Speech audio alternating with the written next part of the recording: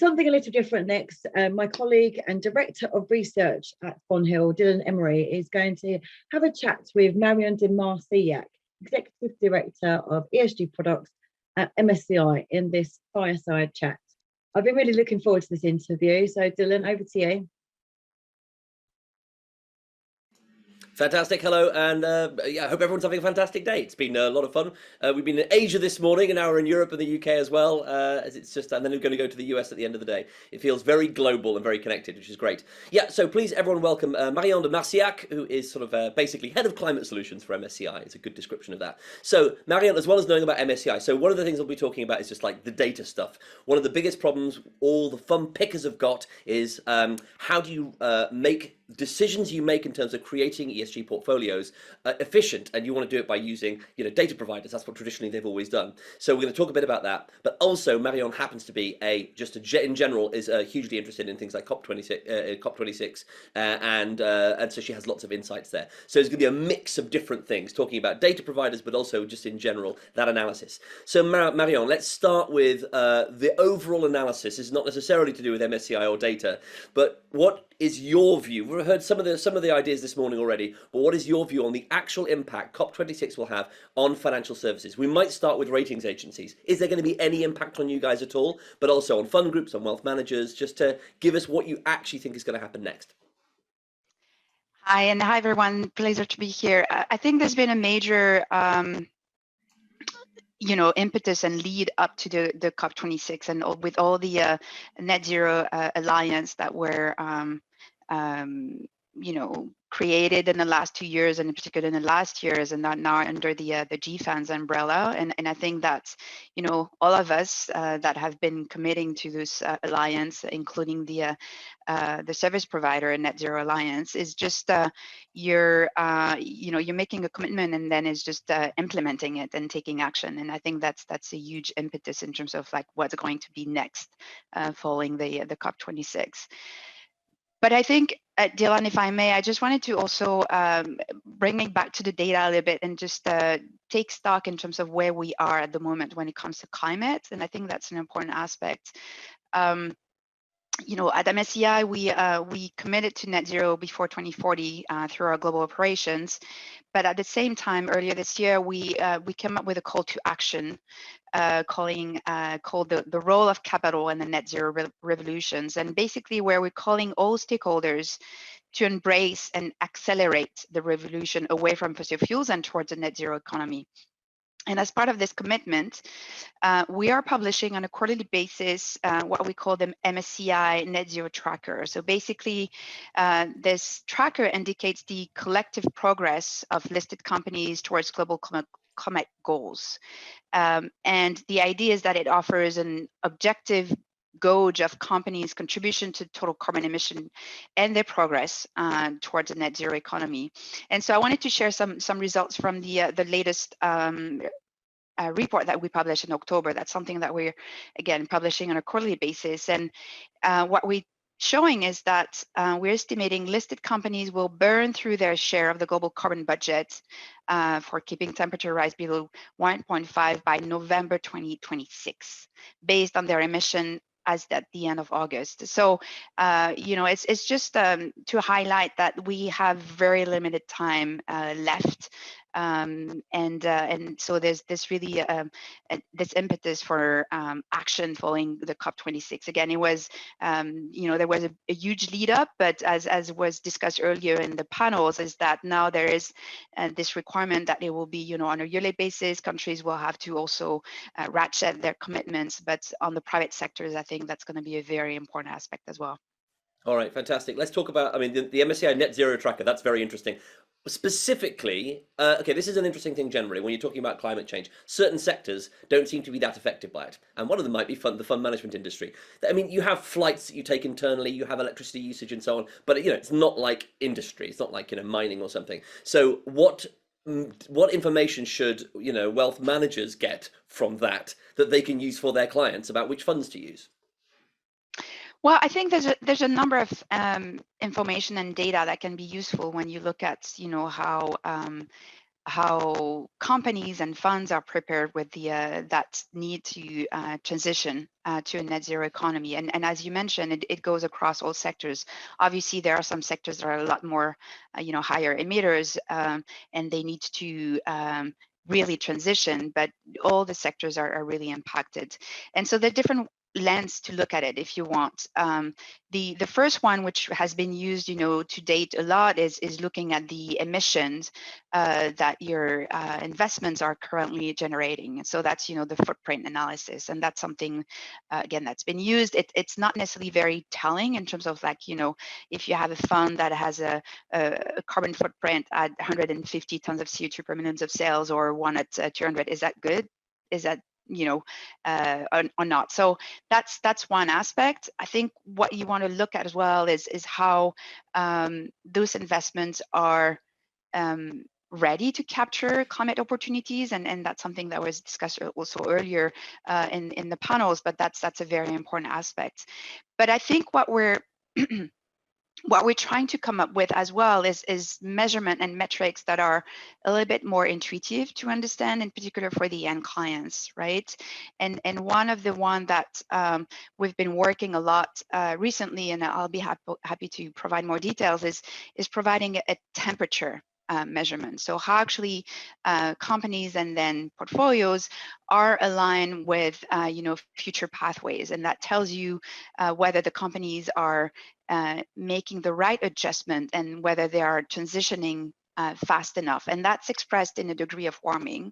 And if you speak to your end clients, you can see right away whether, if you have a portfolio which is at above 3 degrees or one which is at slightly below 2, which one is the better than the other. And I think that's the advantage of providing an intuitive metric. Doesn't mean to say that it's a sample metric, but it's one that is easy to understand.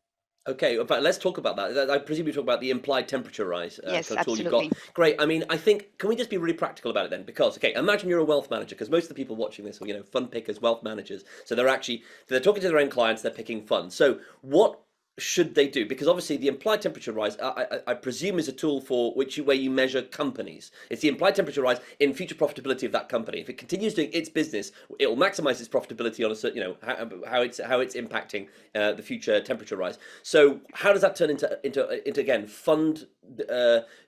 Like, could you just get a fund and then find out what the fund's total implied temperature rise? Would that be even meaningful? Or do you actually have to just look, oh, these are the top 10 holdings in this particular fund, and then check each one? Like, how does it turn into workflow for a wealth manager? Okay, that's a very interesting questions.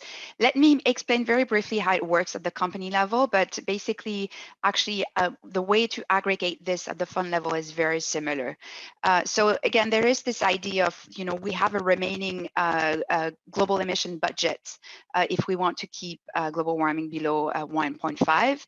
And the idea is that we allocate this budget to each companies based on their sector exposures and a number of other things, and then we look at what their projected emissions are set to be in the next 5 decades, and starting from where they are today in terms of their emissions, and also taking into consideration what they have committed to in terms of their emission reduction, what targets they have come up with publicly.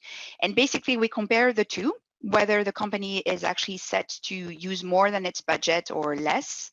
And you translate this in a relative, what we say, overshoot. So this company is going to overshoot its budget by, let's say, 40%. And basically that percentage is then translated in a degree of warming, making the assumption that the whole world is going to overshoot the world budget by the same proportion. And that's, we're using for that, ratio that is coming from the IPCC that allow us to translate this temperature, if you want, this percentage in a temperature.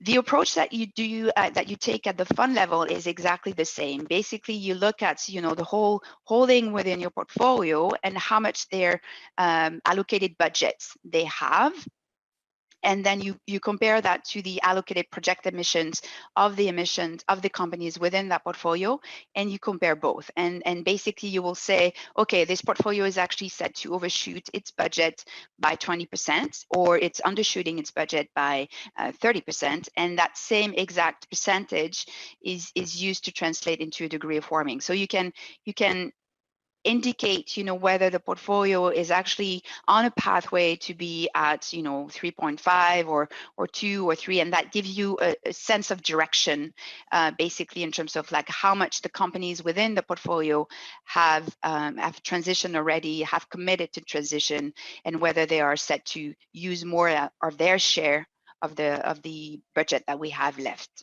Okay, fantastic. That makes a lot of sense. So, and also I should say that a lot of in fact, you tell me if this is wrong, but I think a lot of this stuff is now publicly available. So, you can just go in and find out most funds. I think, is it all the funds that you actually rate? You can just go in publicly and then you get a report and you can see all of these things? So what we've done is we've made public the implied temperature rise of the companies, and so that's something that you can find on our website.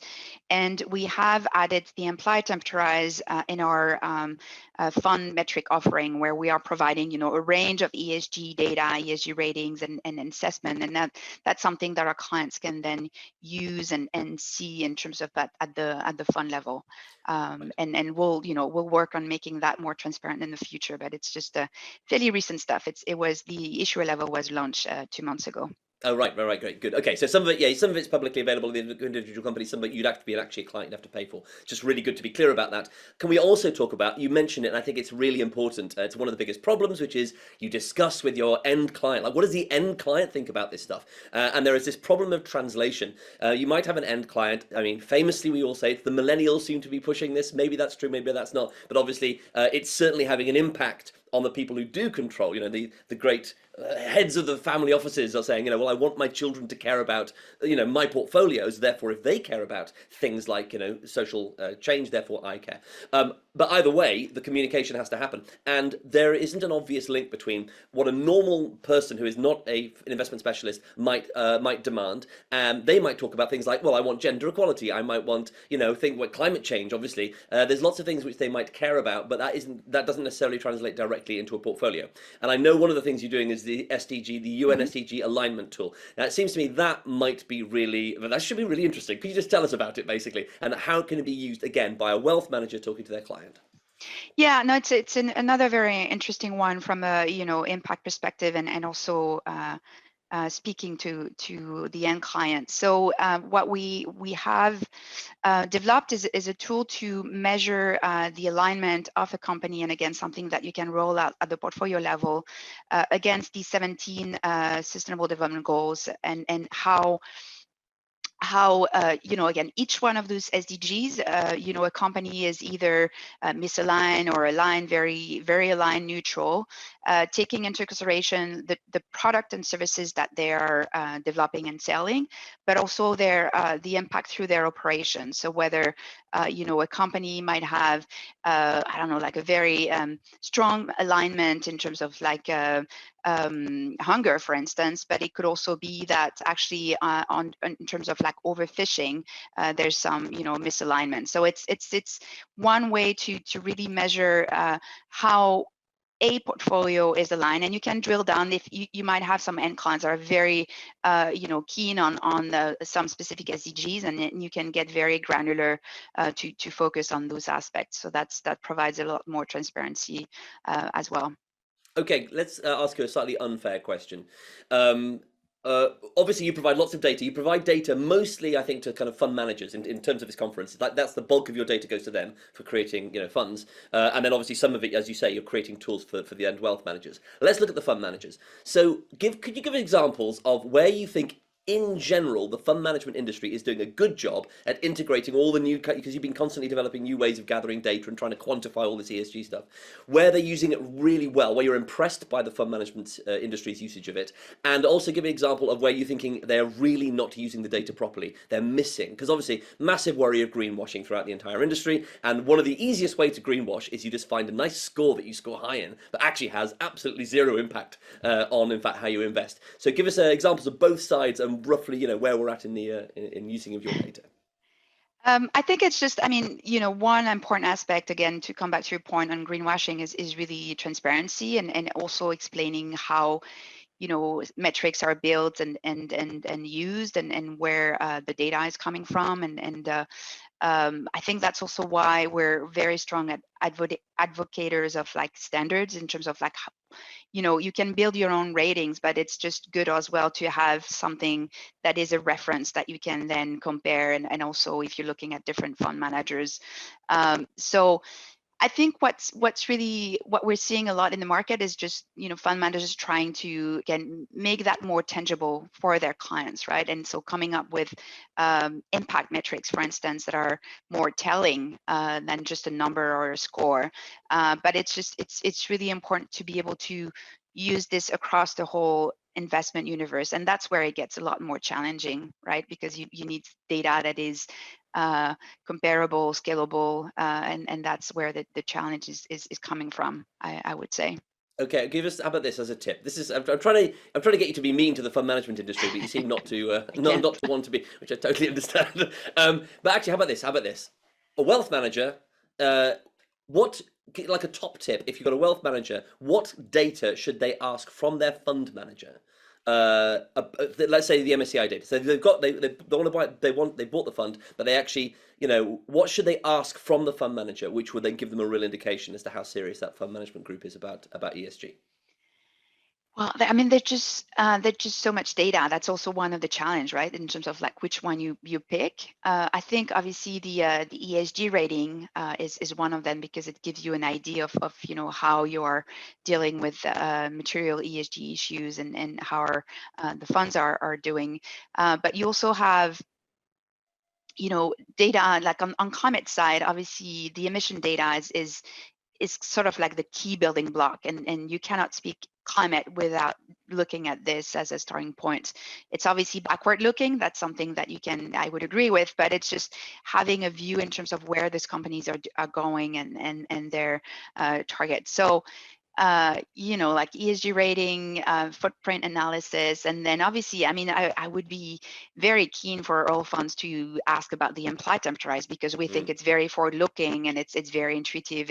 But I have to say it's a recent metric, so it's just I think there's a lot of education that needs to happen first in terms of understanding what it means and how it's built and how trustful it can be.